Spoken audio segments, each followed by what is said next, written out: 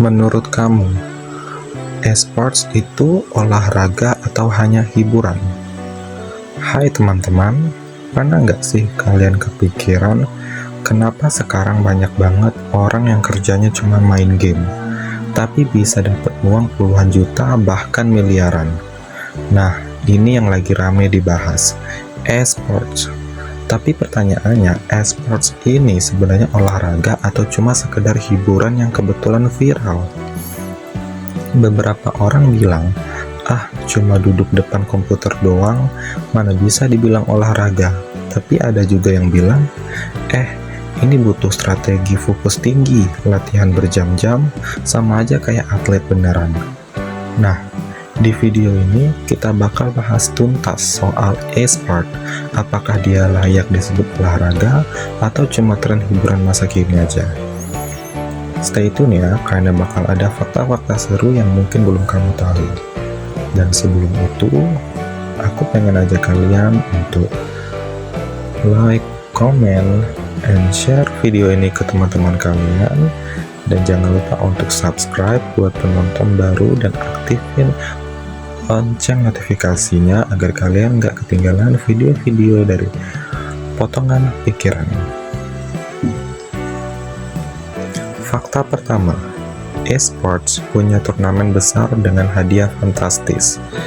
Teman-teman tahu nggak, turnamen Dota 2 yang namanya The International itu hadiahnya bisa sampai puluhan juta dolar. Bayangin, satu tim bisa bawa pulang uang miliaran hanya karena menang main game. Tapi jangan salah, mereka latihan tiap hari, bisa 8-10 jam sehari, bahkan lebih. Ini udah kayak atlet olimpiade yang latihan non-stop. Jadi secara komitmen dan disiplin, gak kalah dari atlet olahraga internasional.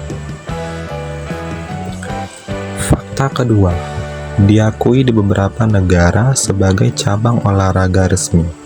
Nah, ini menarik. Di beberapa negara kayak Korea Selatan, Tiongkok, bahkan Indonesia juga udah mulai e-sport itu udah dianggap cabang olahraga resmi. Even di Asian Games 2018 kemarin, e-sport dijadikan cabang eksibisi dan rencananya bakal terus dimasukin ke ajang-ajang olahraga internasional. Jadi secara legalitas dan pengakuan, e-sport udah punya tempat. Fakta terakhir, dampaknya nggak main-main dari ekonomi sampai pendidikan.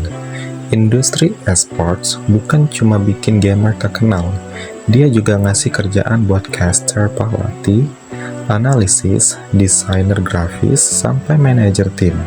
Bahkan sekarang udah banyak universitas yang buka jurusan e-sports loh.